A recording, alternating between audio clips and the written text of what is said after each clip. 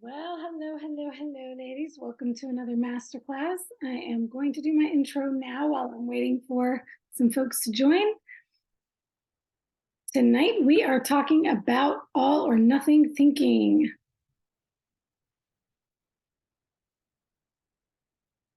If you're the person who has said a million times, I'm an all or nothing person. Well, I'm just an all or nothing person. I need to either do it 100% or not. If that's you, this class tonight is for you.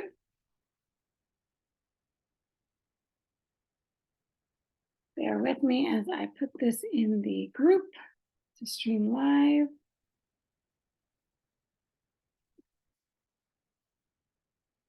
All or nothing mentality.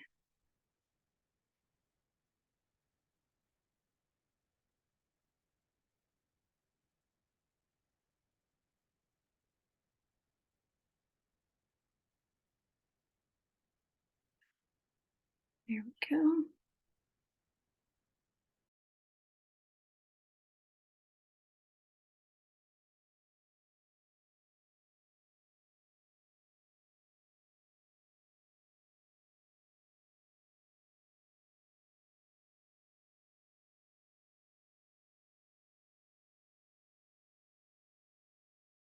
There we are, we're on Facebook, yay.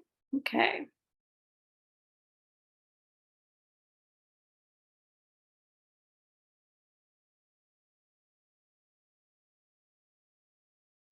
See if anybody's here. I hope that put it in the right place. Come into the group. Make sure it is streaming in the group. I've got somebody here with me, yay. Welcome, Alice. Thanks for being on the Zoom. All right, there we are. I see it in the group. We're in the group. All right.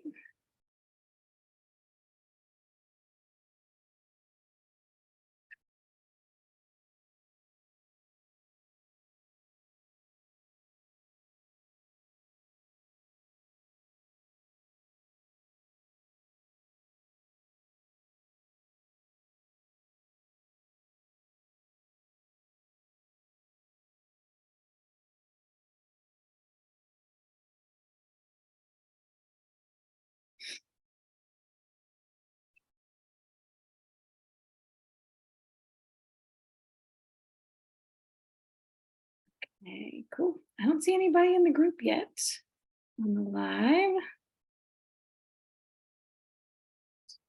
We'll give them a chance to pop in. I'll just go ahead and dive right in. Somehow I have Facebook up twice. Okay, there. Give it a minute. Cool.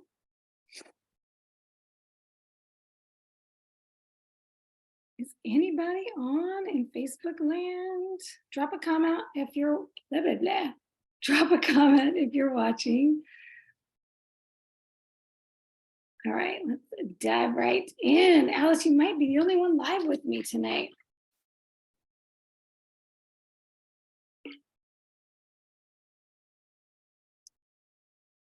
Alice gets extra points on the challenge, guys.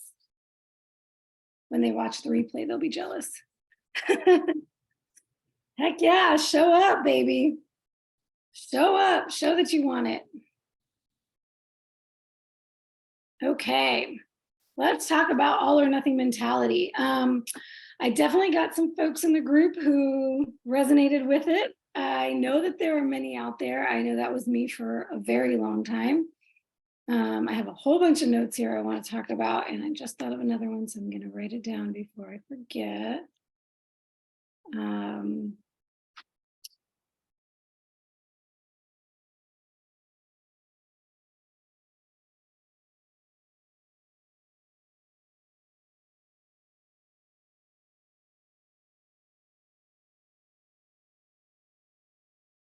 The beginning, actually. Okay. I'm going to get a little technical here, and I don't usually do that, but excuse me, okay. Not too technical, but I'm going to be reading a little bit from a psychology article that I think is fantastic. And I haven't finished reading the whole thing, but I really love the intro, the way they introduced this concept. And so I'm going to read the rest of that and then I'll share it with y'all if I think that the whole thing is really good. But so far I'm really liking what I'm reading. So I'm going to share a little bit from that. Why am I talking about psychology? Because I might blow some minds tonight. And I love doing that. Y'all know I love doing that. Challenging you, making you think differently. Yeah, I got some folks on in the Facebook live stream. We got Leslie here. We got Michelle here. We got Erica here. What's up, ladies? Okay, so all or nothing thinkers. This, in my opinion, has gotten pervasive in our culture. I hear it all the time. I almost cannot onboard a client without hearing that phrase. I'm an all or nothing person. I'm an all or nothing person. That's always the way it comes out. I'm an all or nothing person. Usually when they're describing their background or what they've tried before and why they're looking into coaching, usually because things aren't working, usually because they're biting off more than they can chew. They give up halfway through because they feel like a failure because they're not doing it 100%. If you can relate to that, drop a comment. I'm going to have a lot of examples here for you tonight. So I think a lot of this will resonate. But this is super powerful because this is something I didn't learn until not even the first time I went to therapy for many years, over a decade ago, or no, probably within a decade or so, but for many years. And it wasn't until I went back to therapy a couple of years ago that I actually learned this about the all or nothing mentality. Did you know that this all or nothing, black and white thinking extremism is not a healthy way of being? It is actually a cognitive distortion. This is something that if you go to a therapist, you go to a mental health professional, they can tell you is a type of thinking that is not beneficial in life in general. And it can lead to mental disorders. So this is a disordered way of thinking. We've been led to believe like, oh, this is my identity, this is who I am, which I'm gonna get to identity in a minute, one of my favorite topics. But all or nothing thinking is one of, and I'm gonna read some definitions because I always like to define our terms. So all or nothing thinking is one of the many cognitive distortions that lead to mental health disorders and self-defeating behaviors. It's when a person tends to think in extremes. For example, assuming that something is either perfect or a total failure. Anybody who has ever thought, I need to be perfect on my macros, I need to be perfect on my carnivore diet, on my keto diet. If you do one thing off plan, now you're a failure, and oh well, F it kicks in and you end up eating all the things, total junk, garbage, because you ate one bite of one food that was off your plan. That's usually how I see it playing out in nutrition in the keto world. Yeah, it is a lot of pressure. It's a lot of undue pressure. That's really, I think, what would lead to those deeper issues with depression and anxiety. They define perfectionism as looking at mistakes as a sign of personal defectiveness, which was eye-opening for me. I never thought about it that way, right? We also hear people talk about, oh, I'm a perfectionist, or recognizing that we have perfectionistic tendencies, but I've never thought about it like that before, that we're looking at our mistakes as a sign of personal defectiveness. So we're believing that there's something wrong with us if we don't do things perfectly. And I can certainly say, I say we a lot, but I'm saying we here because boy, I am the poster child of not starting something. That's going to be another example I'll give you, not starting something if it can't be perfect, all kinds of things like that. So all or nothing thinking is also called black and white thinking or dichotomous thinking, according to the APA, which is Dictionary of Psychology. People who are perfectionists are unable to approach a situation from multiple alternatives or consider varieties. Because of this, they may view themselves and situations more negatively, which contributes to low self-esteem, anxiety, and depression. Yes, Michelle. Yes. She says, this is why I'm changing that toxic behavior. No one is perfect, including me. Amen. There's no such thing as perfection in this world. Okay, this quote right here struck me because, as some of my clients will tell you, where I specifically work with them on this, I have a little phrase, a mantra: embrace the gray. So getting out of this black and white thinking and embracing the gray in the middle. So this quote right here from the journal, the Indian Journal of Psychiatry, I'm not even going to try to pronounce this guy's name. I will share the article with you, but I love this. Appreciating shades of gray brings one closer to the true colors, and more often than not, to the true color itself. This eventually helps one to stay connected with reality and at peace with oneself. Appreciating shades of gray brings you closer to your true colors. How beautiful is that? That just, I might have to put that somewhere and look at that on a regular basis. So beautiful.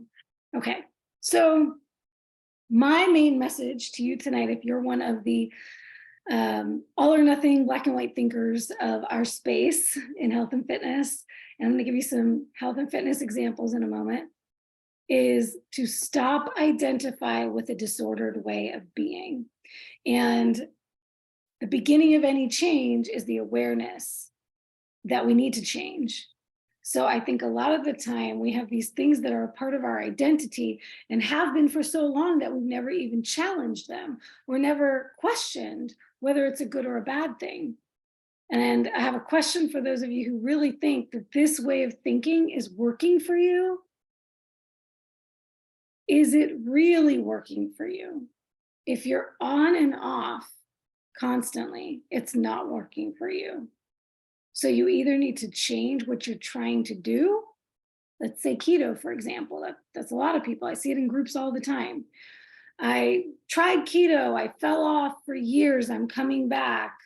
I've heard all the time, I'm off my keto again. I'm back on keto. I would caution a person to ask, why am I doing keto? Remember, we always go back to the why, right? Why am I doing this? Why do I believe that this is a good thing to do? A lot of the time, if it's just for fat loss because you've bought into the hype, maybe it's not the right diet for you if that's the only thing you're trying to do with it or the only reason that you're bought into it.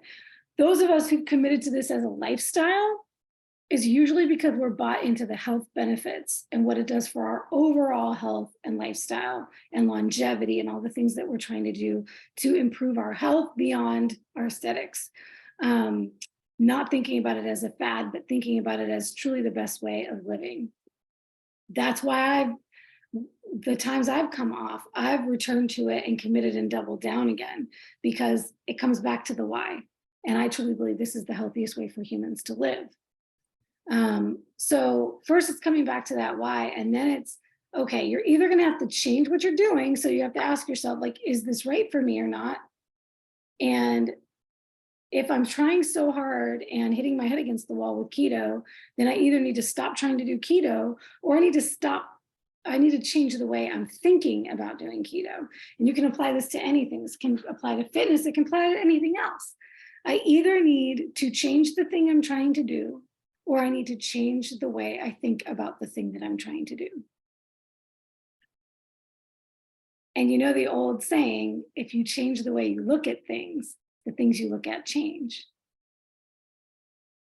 So sometimes it's the perception of something that is coloring our whole experience with it rather than the thing itself. So in this class, don't worry, I'm not going to tell you that you have to throw the baby out with the bathwater, throw keto out with the bathwater, because it's all or nothing, because you're giving up a food group or you're giving up a whole macronutrient. You're not going to hear that from me. Keto is not extreme unless you make it extreme in your mind. Keto and anything else, and I actually did a masterclass. I forgot I did a masterclass on this. I just found it earlier today about, is keto restrictive? And I like to explain that restriction is in the mind, and restriction is what we believe it to be.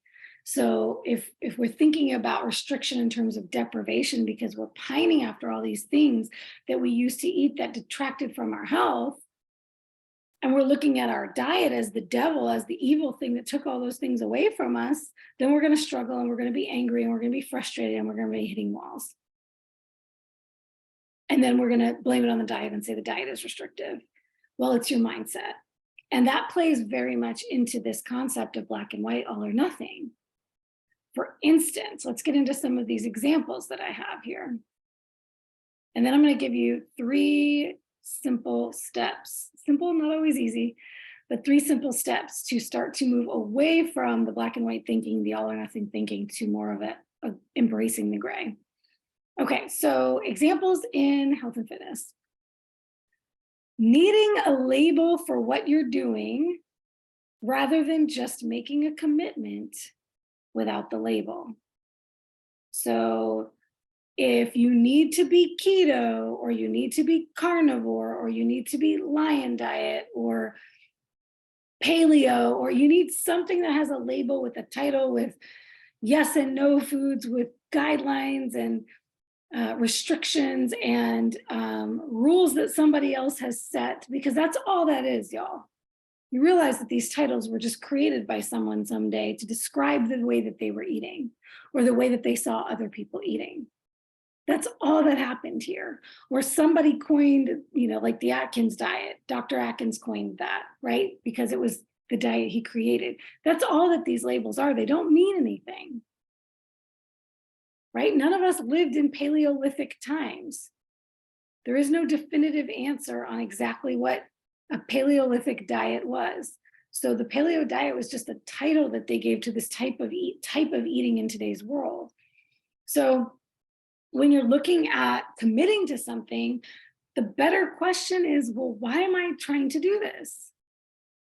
So for instance, if you're struggling with keto processed packaged foods, keto treats, everything with keto on the label, and you're like, well, maybe I should go carnivore.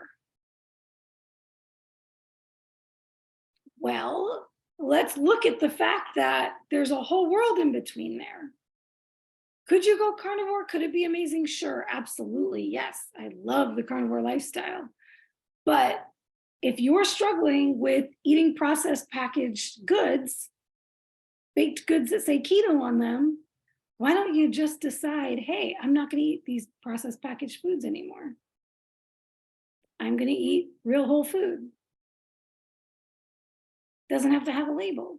But a lot of people, this black and white thinking is attracted to things with labels for that reason. This set in stone thing. But like I said, it's just something that somebody else decided the rules about. So you can actually create your own food plan with your own food rules that is directly in alignment with your goals and your why. And that is a much deeper connection to your commitment than picking some arbitrary name of a diet that somebody else gave. So there's just one example of how you could take that and say, why am I attracted to this label type of diet or way of eating? What is it about that attracts me? And you can find your own way within that doesn't need a black and white plan that somebody else determined for you to feel like you're on track or on plan. That kind of relates back to the last masterclass when we talked about getting back on track. What is the track for you? How are you defining your track? And if it's based on somebody else's arbitrary rules that they created, ask yourself why. Go down that road. Delve into it. Matter of fact, you should understand why you're choosing a way of eating. So if somebody asks you why you're eating that, or you get flack from people, you get haters, you can respond to them and say, this is why I chose it. This is why I believe in it. All right, I'm not going to beat that dead horse any longer. Next up is not starting because you're obsessing over the details to get it right or to do it better or what's the best way. So if you're out there and you've been planning to start your journey or start something, let's say you're like, I've been thinking about going carnivore, but Saladino says eat fruit. Chafee says don't touch anything if it didn't come out of an animal, or don't eat dairy, and this person's saying this and this person's saying that. And okay, everybody has their way. Why don't you just pick one and try it? Pick one, try it, see if it works for you, see if it doesn't. If it doesn't, maybe pick a different person's way of doing it and try that out. Or you could say, why am I attracted to carnivore or whatever the thing is that you're trying to do? And instead of going down rabbit holes looking for the perfect way to do it, making sure you know all of the information and getting it all right. Right is very arbitrary, by the way. Everybody's going to have a different way that they say is the right way to do it. And you will be spinning your wheels forever, going and hopping between guru to guru. I'll tell you what, Bronson was just down in Costa Rica with very different opinions as he comes into the room. I was just talking about how one of the ways that people do the all or nothing thinking is not starting because they're doing too much research on the perfect way to do it or the right way or the better way. Don't be afraid to try. How many different opinions do you think were in that group? Oh, there were at least 10. I think there were 13 experts, and we all had our little tweaks. But here's the deal, and there's actually a section, there's a set that we did, a scene that we did, where some of us actually debated, friendly debate, right? One of those things where we thought everyone discussion, right? It was high fat versus high protein, and the idea is, oh, we're gonna battle it out until one of us wins. And we basically said, look, does it really matter? Like if you look at Bella. You look at steak and butter gal, who's high fat, and you look at me. And if you watched any of our Instagrams or our lives or any of our stuff, if you looked at our plates, they didn't look very different. They look very different. Yeah. It's the same thing. Just eat meat. Stop eating crap. It's not that hard. So that's exactly where I was going with that. Thanks for the cameo, babe. I'm happy to have him home. That's where we're going with that is asking yourself once again, why am I interested in doing this? Okay, then what am I doing right now? Then what would be better than what I'm doing right now? If you're debating between high protein, high fat, including this food, not including that food, just look at where you are and where you'd like to go and make one change. It could be a very simple, smooth transition through the gray if you don't stop where you are and say, well, I can't do anything because I'm looking for the perfect way. April, I love that. She says, this is good. And confirmation. I truly believe that the universe wastes no time giving us confirmation of the things that we decide to do. As soon as you decide, you start to see the signs everywhere. So this is directly for you, love.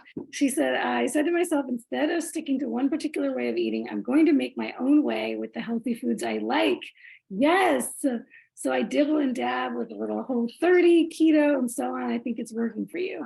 Absolutely. Absolutely. Like at the end of the day, the grand majority of the diets that work for health purposes, they will also work for aesthetics, are all the one simple concept they all have in common: real food.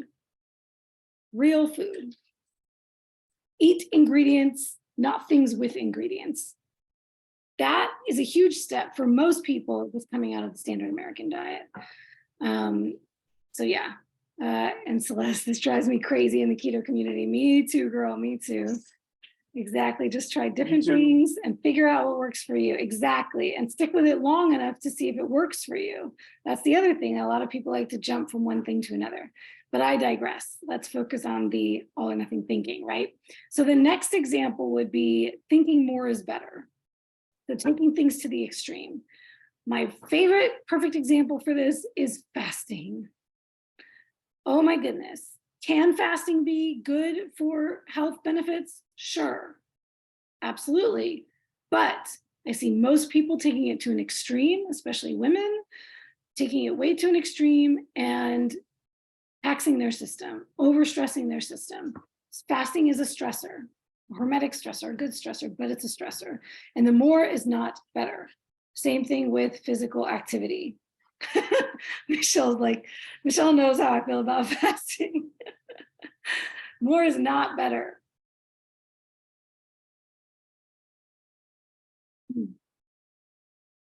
I always like to say about fasting, if you're struggling to fast, you shouldn't be fasting.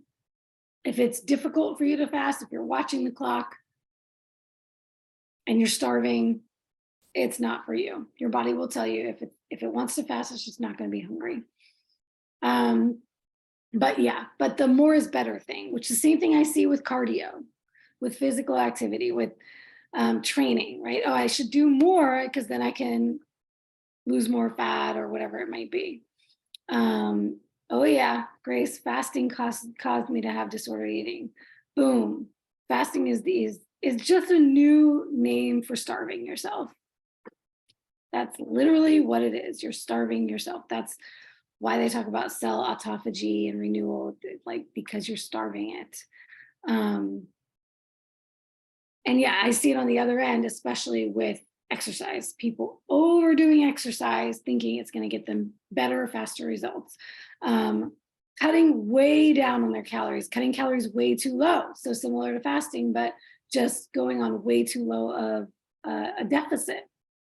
Cutting their fats way too low. That is a good way to wreck your hormones, your mood, your sleep, your recovery, your brain health. So more is not always better. Let's see. Next step would be, one of my favorites.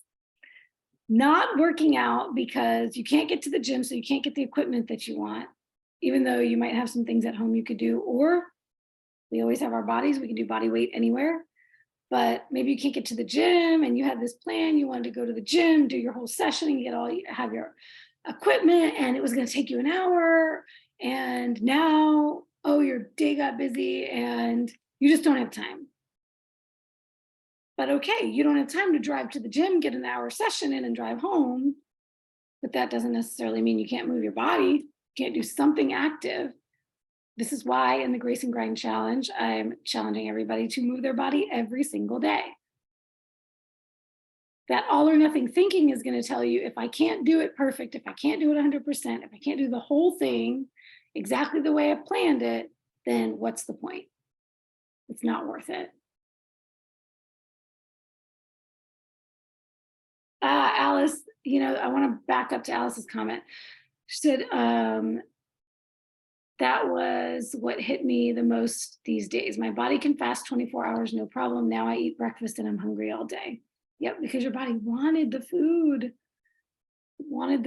But it's a beautiful thing that you're doing now, because when you eat breakfast, you're going to set that circadian clock, your circadian rhythm on the right rhythm, on the right timing. So it's much better to have that first meal of the day. And it's going to build that metabolism up. What you were doing before when you're fasting, you're slowing down that metabolism. So this is the thing we all fear and we don't want. We all think is the reason why we can't lose body fat. We've got to teach our body to trust us with food. So we've got to give it food consistently. Okay, so more is better. Not working out because you can't get to the gym, right? Or not. This is very similar to the one food or one bite off your plan sends you off in a tailspin. Same concept of, well, if I can't do the whole workout, I might as well not do anything. It's that slashing all the tires. You get a flat tire, so you slash all three of the rest of them. Doesn't make any logical sense. And that's why I bring you back to the fact that this is a cognitive distortion. This means that you're thinking in a disordered way. So as I usually do, whenever I talk about the mental side of things, is that it would be really beneficial to work with a behavioral therapist on things like this, CBT, cognitive behavioral therapy, particularly on distortions like that. I worked with someone on that as I went through bulimia recovery, and it was a huge, huge benefit to me. And I'm gonna give you one of the tips of something that an exercise he did with me. It was kind of a little different the way we did it, but it applies really well to this. That just kind of helped me think in a different way. So, oh, here's another big one. Tying health and fitness together, or nutrition and fitness together. And if you're not doing one, now you're not doing the other. Because if my nutrition's not on point, now I'm not training. Or usually I see it the other way around. As soon as you get injured or ill and you can't work out, now all of a sudden your diet goes out the window. Which once again, doesn't make any logical sense, because logically you would think, if I'm not training and I have to rest my body because of illness or injury, the most important thing for me to do now is to focus on my nutrition. That would be a healthy way of thinking about it, because that's going to keep me healthy. That's going to help me heal faster. That's going to help me get back to things better. But a lot of people with the black and white thinking, all or nothing, is if I can't work out, to hell with my diet. I'll just start over when I'm well again. And what's going to happen is eating like crap is now going to make you ill for longer or injured for longer, because it's going to be harder for your body to heal because you're not feeding it the nutrition that it needs to heal. And now you're going to be out of the gym longer. And now you're just adding insult to injury and extending the period for you to get well and get stronger.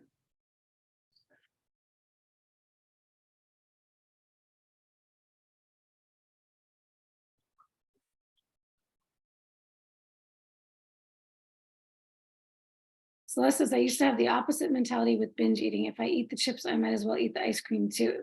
Yeah, it's not the opposite. It exactly is this mentality, this all or nothing, because that's what leads to binge eating a lot of the time. It's as soon as you eat one thing, now it's might as well have this, might as well have that. It's because it's either I'm on or I'm off. It's like what we talked about with the on and off track thing. I'm either on or I'm off. And now that I'm off, my opportunity is now to have all the things that are off. What else could I have that's off track? What else can I have that's off plan? Because then I have to get back on plan. So it's this whole concept of on or off, black or white. It can't be, okay, I had a few chips, I can stop now and be right back on plan. That's one of the number one ways that I see this play out for people. April says, I'm definitely guilty of black and white thinking, and that's probably why I failed so many times. The exercise part, I'm still working on. It's hard for me to work out by myself. I like being accountable to someone and someone to me. I think this is the military in me, and that's definitely a distortion. Well, I also like to tell people too that, and this is not in one of the tips, so here's a little bonus tip, but this concept, because I understand that too. And I do think that that is a part of that is definitely a distortion. And part of that all or nothing thinking of needing that accountability, right? Like needing a challenge. There are people who, a lot of the time, that's what attracts people to a challenge, right? If other people are doing it with me, if I have a coach, if I have external accountability, it'll be better than me trying to do it for myself. But also there's this concept of, there is power in community. There is power in having external accountability. And there's nothing wrong with that.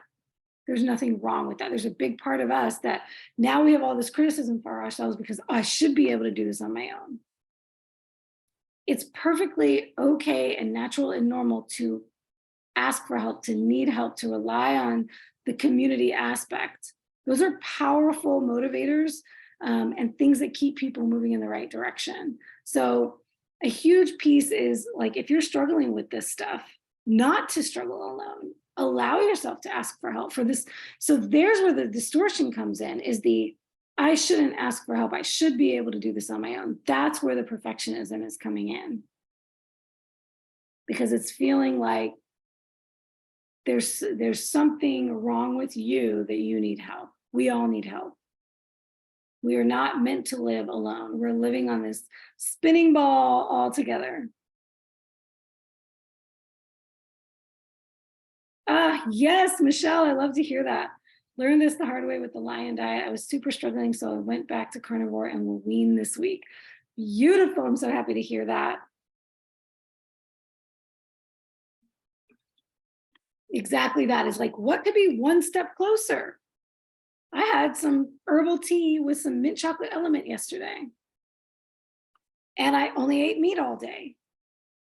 That was a step in the right direction, away from my coffee. I had a couple of days without coffee, and then I really wanted that warm drink, and I was like, you know what? I'm going to do an herbal tea, and that's okay. It's all part of the process.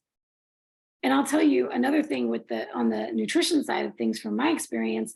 I went paleo way before I ever went keto. Before that, it was just cutting out garbage out of my diet.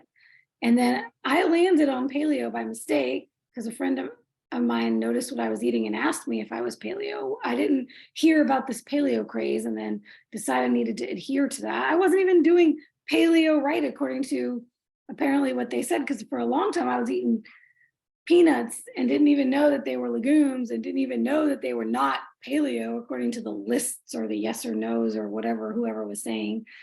But it sure was a step in the right direction for me. And then eventually when I did decide to go keto, it was an easy transition. I didn't deal with keto flu or any of that stuff because I'd already cut out most of the, all the standard American diet stuff. So it can be such an easier life and an easier transition to these things if we're not looking at them in that black and white perspective. Yes, exactly. That's the distortion part, April. Right. Okay, so then let's see. Oh, and then this is my favorite one. Waiting for the right time to start. Because life keeps happening. Oh, I'll start after this. Oh, I'll start after that. And this is once again, and I always bring it back to like your why, right? Your why. Like if you're constantly putting off doing the thing because all the circumstances in your life aren't perfect for it. I think I said this on the last call. You're going to be in a hospital bed and you're going to have all the time in the world. Because your life is nothing to play with. Your health is nothing to play with. This is not something that's like get to it at the bottom of the to-do list. And unfortunately, that is the way it is for a lot of people. It's at the bottom of the to-do list. It's at the bottom of the priority list. And we have to name it. What is it? What is this thing you're saying you're going to do later? This thing is your own health. Your ability to show up in the world the way you want to. Your ability to enjoy your life. So what are you waiting for? There's never going to be a right time. That's a huge piece of it. There's never going to be a right time. I'm doing this carnivore diet, the lion diet, counting down to my birthday. I could have said, I'll start after my birthday because my birthday is the day after Valentine's Day. So I could have been thinking, oh, I want to have all the chocolate and I want to have wine and I want to have coffee and all that. And so I'll start after that. And then there would have been something else, some other reason to put it off.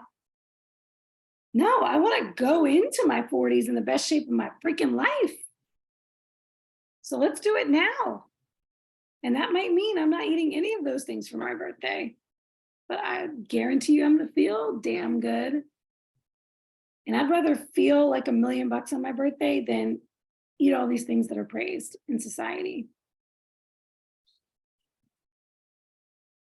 Yeah, I'm preaching a little bit, aren't I? Lisa's asking, what's the difference between the lion diet and carnivore? Lion diet, super simple. It's just beef, salt, and water. It's the basic of the basic. The ultimate elimination diet. zero gray area when we talk about, and I think this is why so many people get attracted to carnivore, because there is no gray. It's like so clear, right? It's like, and nowadays even carnivores is not clear because there's all kinds of camps there too. Hyper carnivores, 70% animal food, like God only knows what the actual definition is anymore. But once again, it's like we have to check in with ourselves and say, well, what am I struggling with? Part of, and this is for Michelle, part of what really allowed me to transition to lion from carnivore was I identified the two biggest things that were holding me back. And that was my coffees and my protein ice creams. And I was like, those are the two things that I really need to eliminate. Truly, I probably could have kept in all of the other animal foods and it would have been no big deal. But I was like, you know what? I want to try this lion thing and see if it can improve these last few little health things that I want to improve. So, and it wasn't a big deal really to give up the rest of the animal foods, but I sure did still have some eggs the last few days until I finished them, and some pork rinds, which I love. It's my favorite snack. I just ordered some carnivore snacks today, so I have a different option. But I was like, you know what? The coffee's out and the protein powder's out. And it was really hard to let go of those things. And those were the big rocks. So I'm not beating myself up over any of the other stuff. I still have my element in my water for now. Eventually I'll take that out. Struggling with the coffee and the eggs. Yeah, I mean, you got chickens, girl. So of course, like, I do not blame you. But honestly, at the end of the day, if you were to do just beef and eggs, like maybe you leave the eggs in and you work your way off of the coffee. I worked my way off. I have this, I'm so digressing from the topic, my apologies, but sometimes it's fun to just chit chat with y'all. I have this brewed chocolate, brewed cacao. I don't know if y'all have ever heard of it. It's called Creole Brew. It brews like coffee, but it looks like cacao nibs when you're just looking at it in the thing. It's like really, really tiny granulated pieces of the cacao bean basically, and you're brewing it just like you would coffee instead of taking like cocoa powder and putting it in water, which I had done. I used to do that a lot, hot cocoa. But so I started taking my coffee and doing less scoops of coffee, and then I'd put a scoop of the brewed cacao in. And I did that until I got down to like 1 scoop of coffee, because I used to do 4 scoops of coffee every day. And so I got that down to 3, and then I got it down to 2, and then I got it down to 1, and then I just did the cacao instead of the coffee, and then I took it all out entirely. And then I just had my day of herbal tea the other day. So it's like weaning myself off the caffeine part of it. But the habit change is going to be the bigger thing there, because usually it's a ritual thing when it comes to the coffee. But honestly, if you kept the eggs in, it wouldn't be the end of the world, you know, or work your way toward yolks only, because typically, once again, we go back to the why, right? So why people do the lion diet is because they're trying to take out anything that could be inflammatory to their system. And typically that's going to be the egg whites, not usually as often the egg yolks. Very rarely do people have issues with egg yolks. Some people do, but it's much more rare. So you don't need anyone's permission, but sometimes feeling that permission from someone else can make you feel a little bit easier on yourself, which is what Grace and Grind is all about. All right, so I think that was the last one, the waiting for the right time, waiting for life to be perfect, which is never going to happen. All right, so let's get down to the 3 tips for shifting this mentality, because, and I'm doing this topic because it's so relevant to the Grace and Grind challenge, this concept of having grace within the grind, not letting yourself off the hook, not using grace as a excuse, which I see so many people doing. Giving myself grace means I'm justifying the poor health behaviors that I'm engaging in. You see the very strategic, I'm using my words. You're not eating bad foods, you're eating unhealthy foods. But if you're doing things that are destructive to your body, then I forgot where I was going with that. Wow, it totally left me. How about that?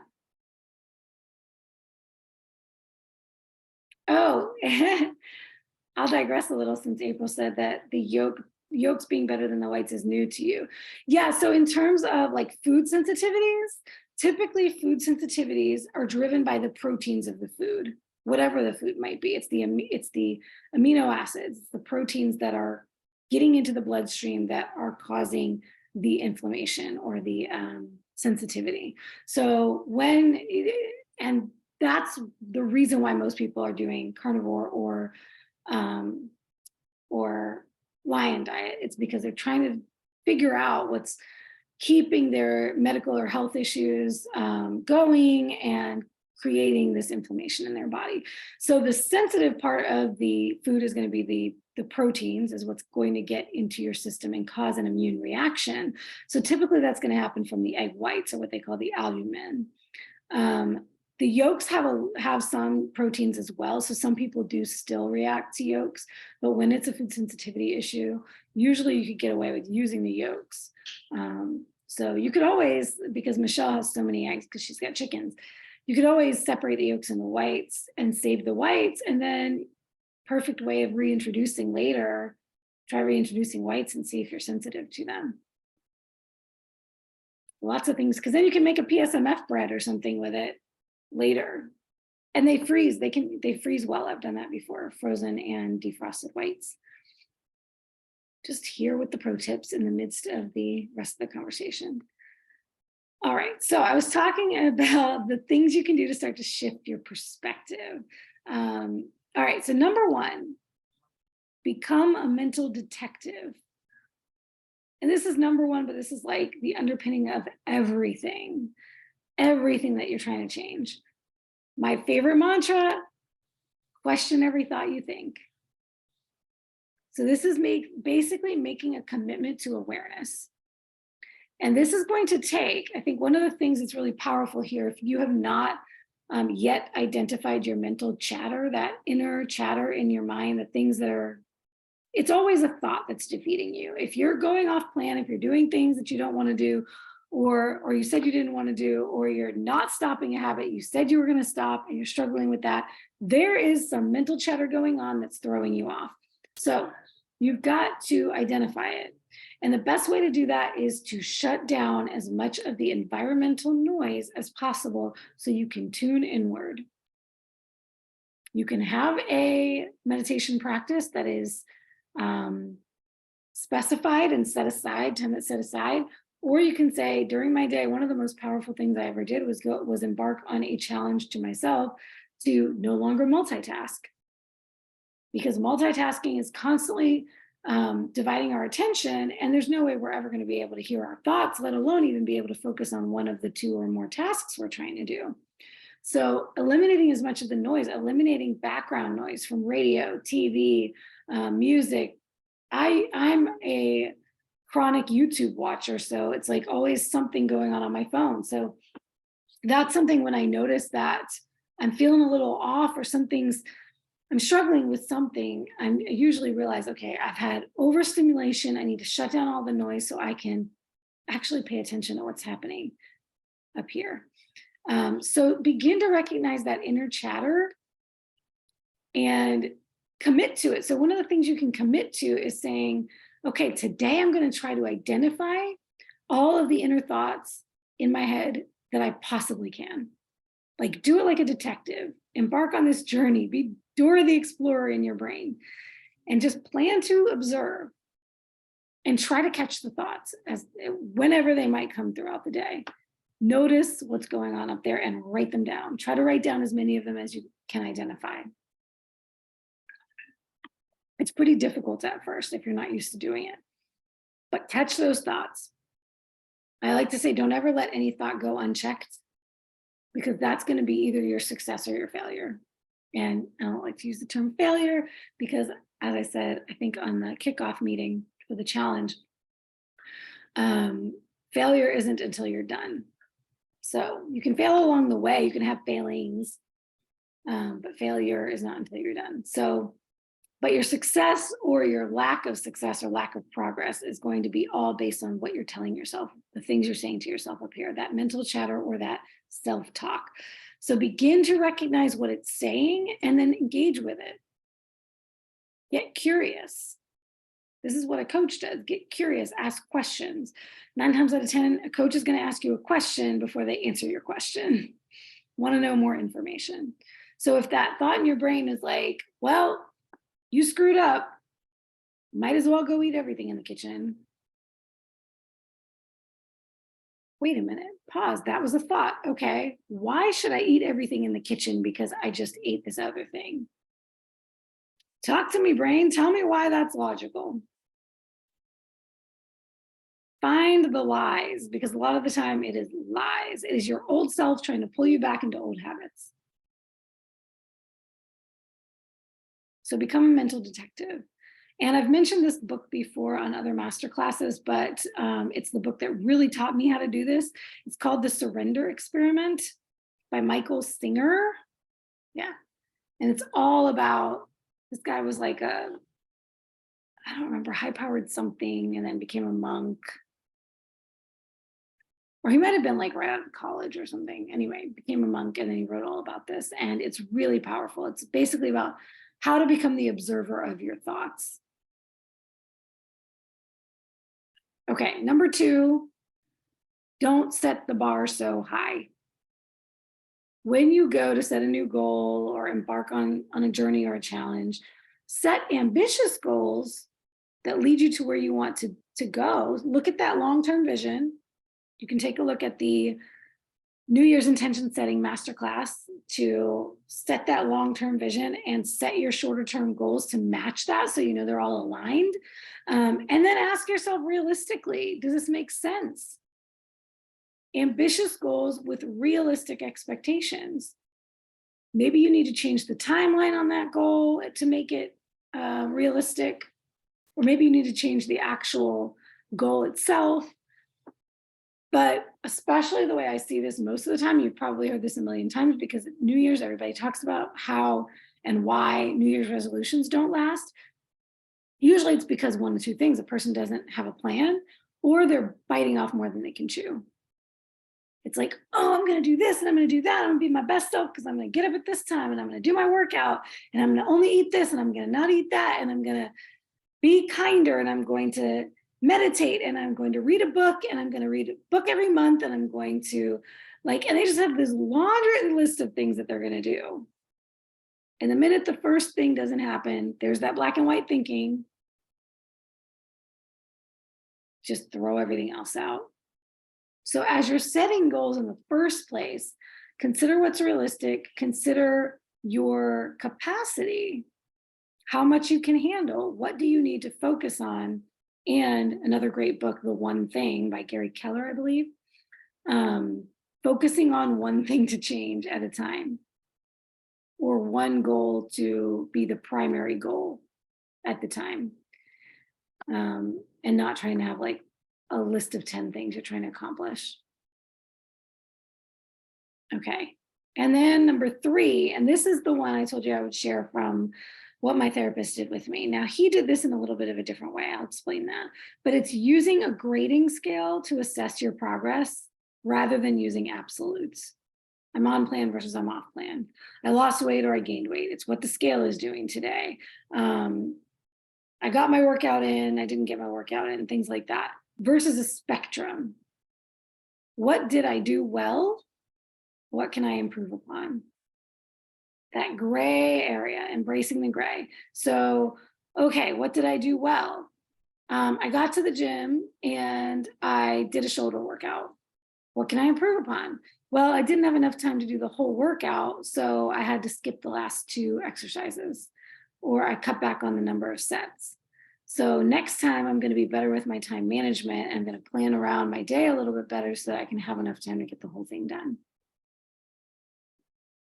That's a much better way, where now you're not feeling this I'm a failure, or the pressure that if you can't do it at all, if you can't do it perfect, you're not going to do it at all.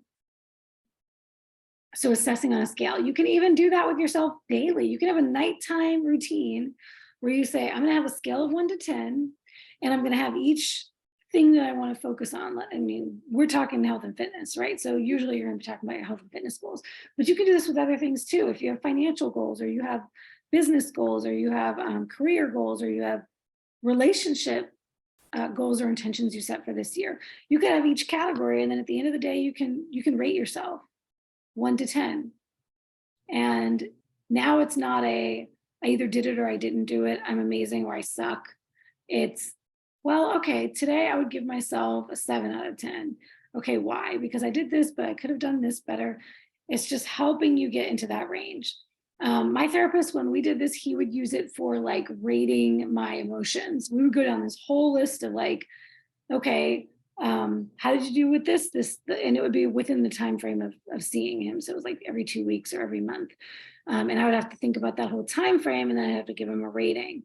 And it really helped me not feel, because when I worked with him, I was coming out of depression and disordered eating. And so it took a lot of the pressure off me, and it made me realize when I was doing better than I thought I would, than I was making myself feel that I was doing. So that whole perfectionism thing of, let me go back and say this again, because this was so powerful, that perfectionism is looking at mistakes as a sign of personal defectiveness. And this can lead down a rabbit hole if you let it. If it's like all you're doing all the time is thinking about all the things you're not doing, or you should be doing, or you aren't doing as well as you want to be doing them. And that's like ruminating in your mind all the time. You don't even realize how emotionally exhausting that is. So giving yourself that scale of, how did I do today? How would I rate myself? How could I do better tomorrow? Where could I do better tomorrow? Where did I do better today than I did yesterday? And then finally, I'm going to end back on the identity piece. So those 3 things, just in summary, 3 things to start shifting away from all or nothing to embracing the gray. Number 1, become a mental detective. Question every thought you think. Begin to identify and write down your mental chatter. Engage with it and get curious and challenge it. Number 2, don't set the bar too high. Set ambitious goals with realistic expectations. Number 3, use a grading scale to assess your progress rather than absolutes. Scale of 1 to 10. How did I do today? What went well? What can I improve upon? And then finally, the challenge to you is, just like I did with the word stress, when we had our stress masterclass, I want you to just not use that word anymore. No longer identify with that. When people are asking how you're doing, don't say I'm so stressed. Stop identifying with a disordered way of thinking. You are not an all or nothing person. You may have engaged in all or nothing or black and white thinking in the past, but that is not who you are. And to have that growth mindset versus a fixed mindset, this is one of those things that you may not even notice is a part of a fixed mindset. It's you saying, this is how I am and I can't change it. So when we identify with things like that, you have to start to ask yourself, do I want to identify this way? What am I saying when I'm identifying myself this way? I think sometimes the all or nothing gets worn as a badge of honor, like it's a good thing. So that's why I wanted to bring this masterclass to bear, to show that this is not a healthy way of thinking and living your life. So stop identifying with it. It's the number 1 thing you can do beyond even the 3 that I mentioned, to change this or anything in your life, is to stop identifying with it and identify with something different, identify with something new. Instead of I'm an all or nothing person, how about I'm a person who has grace within the grind? All right, y'all. That is all I have for you tonight on this subject. Does anybody have questions or want to share anything while we're on?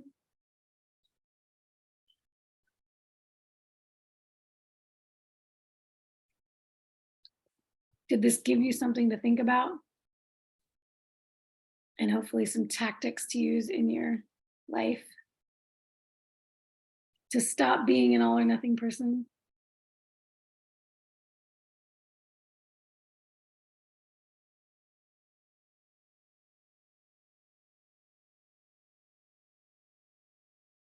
You're so welcome, Michelle. All right, loves. Well, I will set you free for the rest of your week. And those of you in the challenge, I'll see you later this week for our chat. And thanks for being on with me. Thanks, Alice, for being the brave one to come on the Zoom. And I'm happy to share my tips with you. I hope that you take them and run with them and then report back to the group and let us know if this has helped you, if you've tried any of these things, and if you start to see those shifts happening for yourself, come share your wins. We want to hear about it. We'd love to hear from you. So glad to have you all on. See y'all later. Peace out.